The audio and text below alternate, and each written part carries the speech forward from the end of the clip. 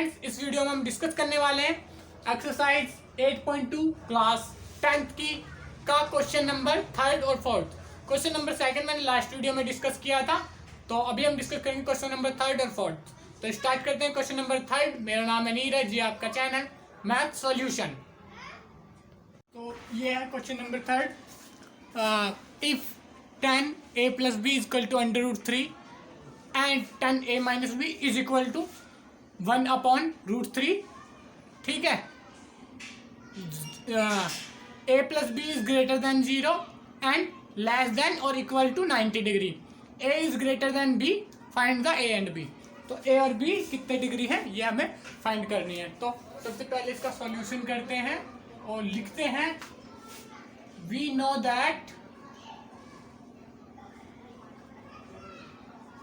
that 10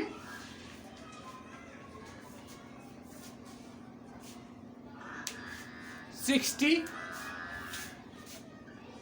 degree is equal to under root 3 and 10 30 degree is equal to 1 upon under root 3. It implies that okay, a plus b is equal to 60 degree and a minus b is equal to 30 degree. Then इसको 1 डाल लेते हैं, इसको 2 डाल देते हैं। अब इन दोनों को प्लस कर देते हैं, एडिंग इक्वेशन 1 एंड 2, इनको ऐड करेंगे तो 2a a plus a 2a a plus minus का b यानी कि 0 is equal to 60 plus 30 is equal to 90 degree. 2a is equal to 90 degree, then a is equal to 90 degree divided by 2 is equal to 45 degree. Angle a is equal to 45 degree, ठीक है। अब put value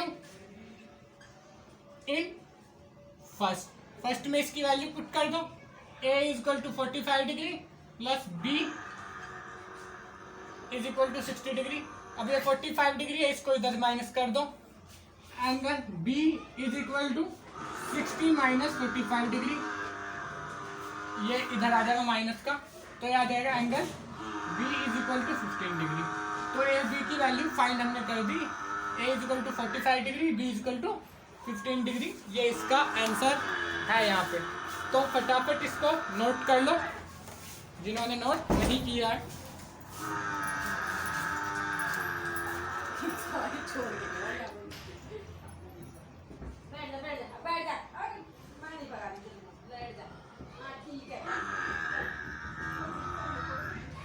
ठीक है, अब last question discuss करना है, ठीक है। तो उससे पहले इसको नोट कर लो पूरे को, 1 2 3 4 5 स्क्रीनशॉट ले लो। जो नोट नहीं करते हैं उनके लिए स्क्रीनशॉट ले लो, 1 2 3 4 5। तो इसको मैं मिटा देता हूँ।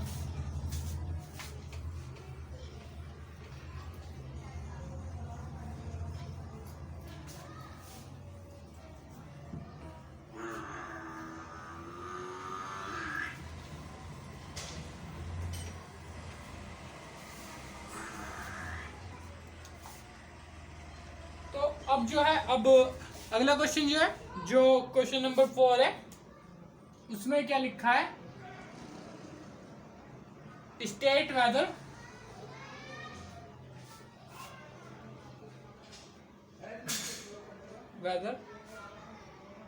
The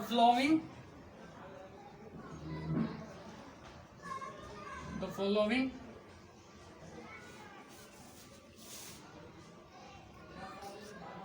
are true or false, are true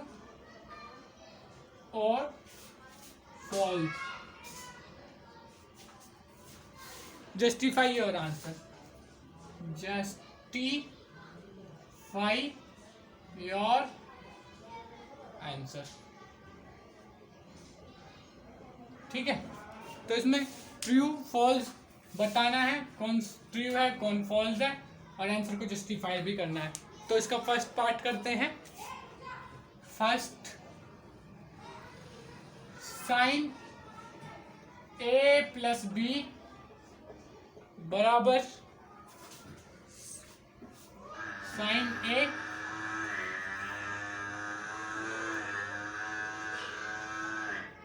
plus sine B. ठीक है, तो पहले जस्टिफाई करेंगे फिर यस नो लिखेंगे। तो यहाँ पे ये देखो, ये एंगल का सम होता है, ठीक है, तो ये मल्टीप्लाई नहीं होता। ठीक है, ठीक है, ठीक है, तो यहाँ पे हम क्या लिखेंगे, false, because sine A does not multiple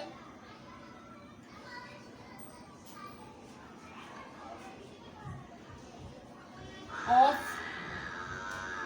sin and a, it's a angle A।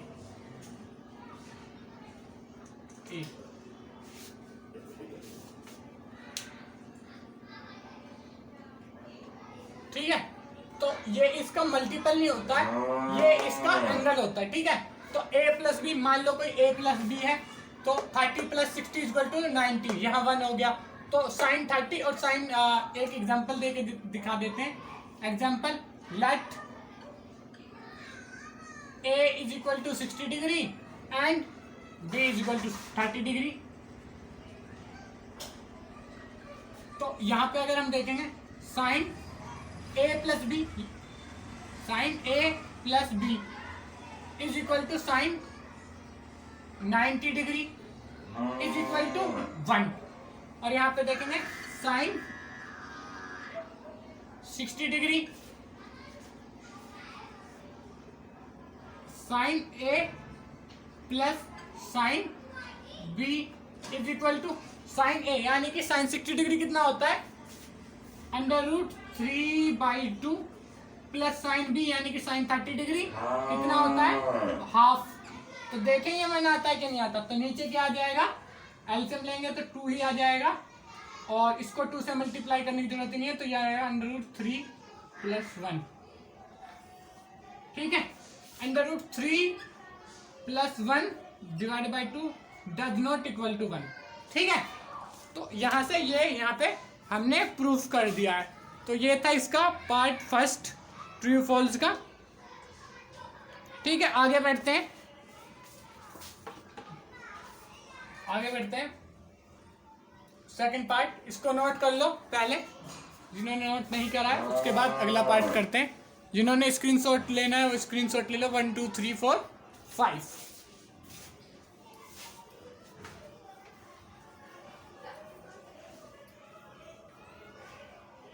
अब आ जाते हैं इसके पार्ट 2 पे।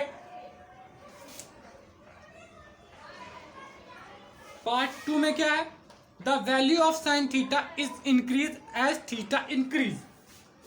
The value of sine theta is increase when theta is increase. तो जब थीटा किसी एंगल की वैल्यू बनेगी, बढ़ेगी, ठीक है, तो उसकी भी वैल्यू बढ़ेगी, ये इसमें पूछा है। तो इसको लिख देंगे ट्रू, ट्रू,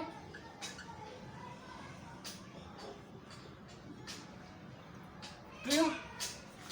ठीक है, because sine 0 is equal to 0, sine 30 is equal to 1/2, sine 60 is equal to 1/2। Sine 45 होता, सॉरी साइन 45 आएगा ना यहाँ पे, तो sine 45 degree is equal to 1/√2 sine 60, sine 60 is equal to √3/2 and sine 90 is equal to 1। तो ये 0 है और यहां से लेके ये सब बढ़ रही है। तो यहां पे लिख देंगे in table we can see that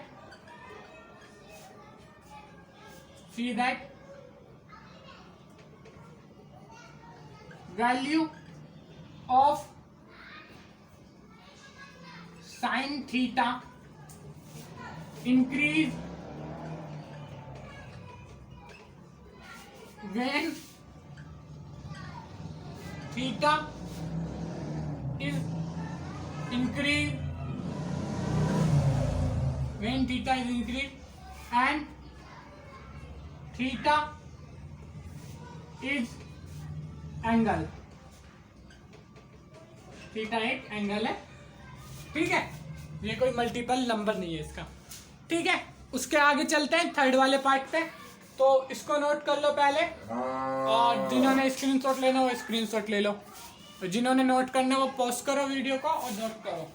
1 2 3 4 5 बढ़ते हैं इसके थर्ड पार्ट की तरफ।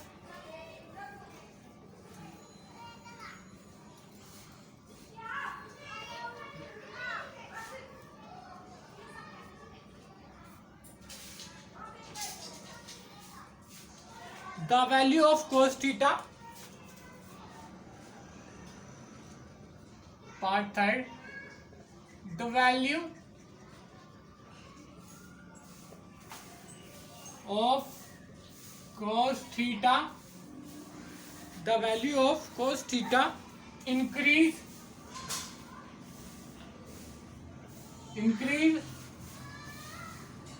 as theta increase, as theta increase.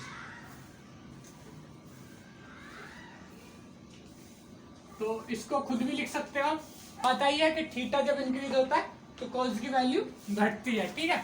तो लिख देते हैं सॉल्यूशन फॉल्स, ठीक है, because cos 0 is equal to 1, cos 30 degree is equal to √3/2, cos 45 degree is equal to 1/√2, और यही लिख देता हूँ cos 60 degree is equal to 1/2,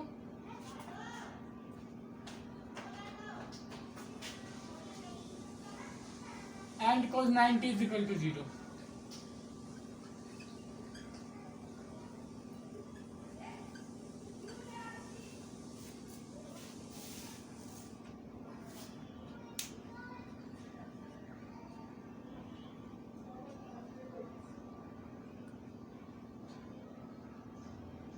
ठीक है, अब कंटिन्यू देख सकते हो, यहां पे लिख देंगे we can see that value of cos theta is decreased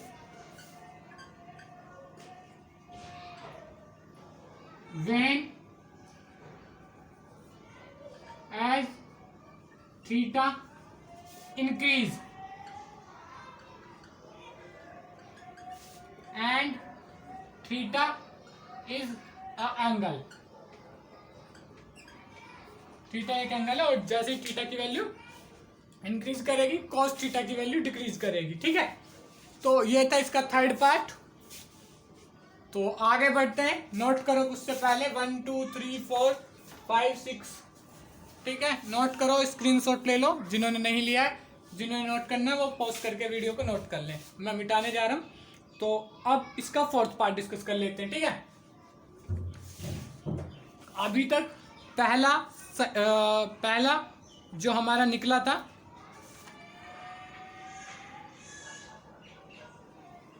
ठीक है, अब बढ़ते हैं अगले की तरफ, फोर्थ की तरफ।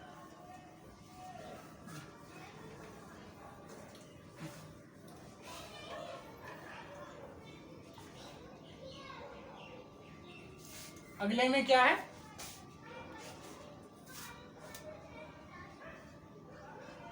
Sign theta is equal to cos theta for all value of theta, for all value of theta. ठीक है, अब इसका लिख देंगे फॉल्स, फॉल्स क्योंकि sine theta is equal to cos theta only for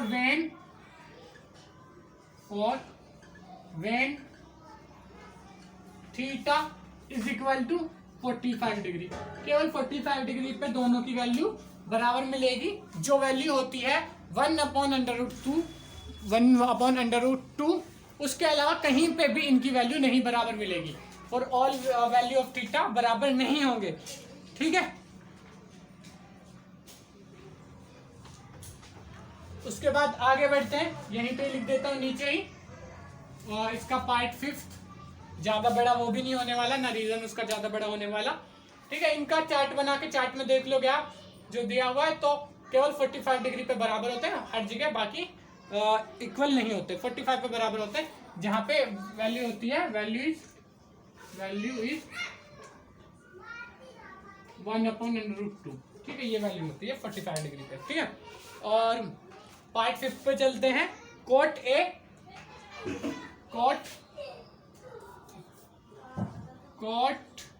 a is not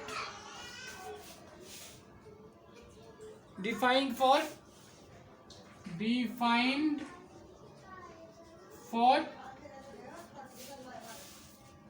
a equal to 0 degree. जब angle 0 degree होगा तब कोट नॉट डिफाइंड है। तो अगर चार्ट में आप देखोगे, तो कोट नहीं डिफाइंड है 0 डिग्री के लिए। ठीक है, तो यहां पे लिख दोगे ट्रू,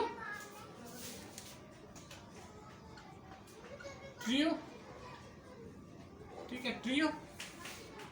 ठीक है, a इज इक्वल टू 0, का क्या मतलब है? कोट क्या होता है, देखो ये ट्रायंगल एक बार समझ भी लो। ठीक है, कोट क्या होता है, इसको मान लो परपेंडिकुलर, इसको मान लो हाइपोटेन्यूज, इसको मान लो बेस। ठीक है, और ये है एंगल कोई a, ठीक है, या थीटा। तो जब ये एंगल 0 होगा, ठीक है, तो यहाँ पे लिख देंगे when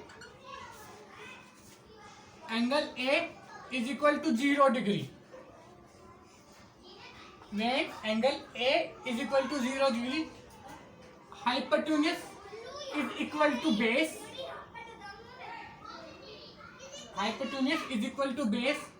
and perpendicular 10 to 0, perpendicular लगभग 0 के बराबर होगा। ठीक है, उसके बाद कोट A क्या होता है, cot A is equal to base upon perpendicular. अब जब कोई भी वैल्यू, ये मान लो x वैल्यू था बेस की, और उसकी परपेंडिकुलर की कितनी है 0, तो ये वैल्यू क्या है, नॉट डिफाइंड। ठीक है, नॉट डिफाइंड है ये वैल्यू, क्योंकि इन्फिनिटी हो जाती है ये वैल्यू। ठीक है, तो नीचे 0, किसी को भी 0 से हम डिवाइड नहीं कर सकते, उसकी वैल्यू इन्फिनिटी आ जाती है, इसलिए इसको नॉट डिफाइंड कहा जाता है। तो फटाफट से ये नोट कर लो, रीजन भी समझा दिया मैंने, सब कुछ समझा दिया है। तो बढ़ते हैं, अब खत्म करते हैं इस वीडियो को। यहाँ पे नोट कर लो 1 2 3 4 5। जिन्होंने अभी तक नोट नहीं किया है, स्क्रीनशॉट नहीं लिया, तो वीडियो को पीछे ले जाके, ठीक है, वहां से वो स्क्रीनशॉट या पॉज करके नोट करना चाहें तो नोट कर सकते हैं। ठीक है, तो इस वीडियो को हम यहीं पे करते हैं ओवर। अगर ये वीडियो आपको अच्छी लगी हो तो वीडियो को लाइक जरूर करें। इसके अलावा अगर आप चाहते हैं कि हमारी अपकमिंग वीडियो, जिसमें मैं करवाऊंगा एक्सरसाइज 8.3 का कॉन्सेप्ट डिस्कशन करेंगे, जिसमें हम उसकी वीडियो की नोटिफिकेशन आपको मिले तो चैनल को सब्सक्राइब करके बेल आइकन को जरूर दबाएं। इसके अलावा अपने फ्रेंड्स के साथ शेयर करें ताकि उनकी भी हेल्प हो पाए। Thank you.